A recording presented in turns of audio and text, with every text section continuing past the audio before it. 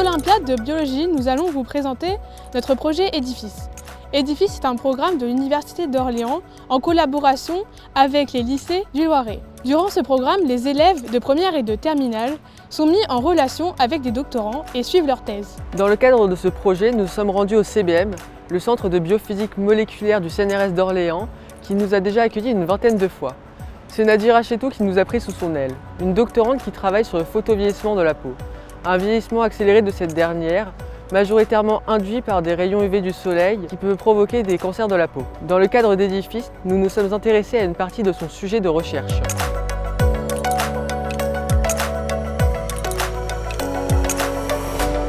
Durant nos expériences, nous avons utilisé des kératinocytes qui sont des cellules de l'épiderme.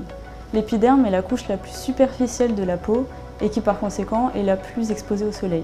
Lors de nos travaux, nous nous sommes particulièrement intéressés au taux d'oxygène de l'environnement de nos cellules. Ici, nous avons cultivé des kératinocytes en conditions de normoxie, c'est-à-dire avec un taux d'oxygénation à 21% comme dans l'air. La condition de physioxie est au cœur de notre projet car jusqu'à présent, toutes les études qui ont été réalisées ont été menées en normoxie, ce qui ne correspond pas à la physiologie de la peau. Nous avons donc comparé les résultats dans les deux conditions différentes pour voir s'il y avait un impact sur le photovieillissement.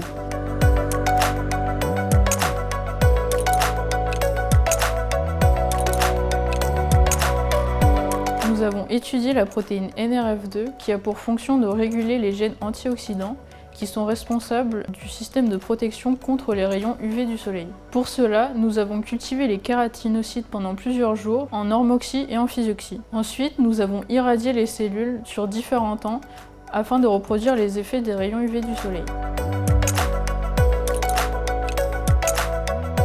Pour détecter et quantifier NRF2, nous avons utilisé la technique du Western blot.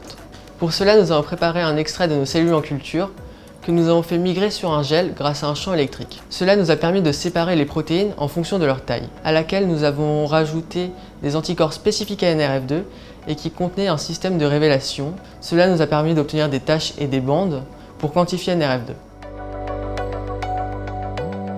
Sur ce Western blot, on voit ici les bandes NRF2 dans chaque condition. Lors de ce traitement aux UV, on peut remarquer qu'en physioxie, elles produisent plus de NRF2 qu'en normoxie, surtout durant un traitement court. Pour apporter plus de précision, nous avons traité ces résultats par analyse d'image. En bleu, ce sont les cellules qui n'ont pas été traitées, et ici, on ne voit pas de différence significative entre nos deux conditions. Sur les cellules traitées, en rouge, on peut voir qu'en physioxie, il y a beaucoup plus de quantité d'NRF2 qu'en normoxie.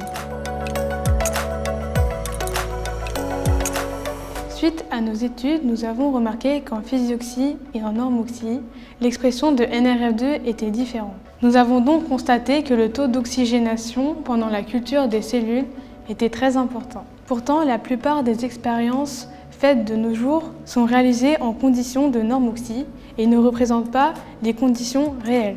Et cela peut influer sur les résultats obtenus. C'est pour cela que la thèse que nous avons suivie est originale. Grâce à cela, nous pouvons mieux comprendre ce qui se passe dans notre peau et mieux agir contre le stress oxydant. Car nous travaillons sur des cellules cultivées dans leur milieu physiologique. Ces recherches pourront avoir des débouchés dans le domaine dermatologique. Par exemple, nous pourrons sélectionner des crèmes de protection plus efficaces.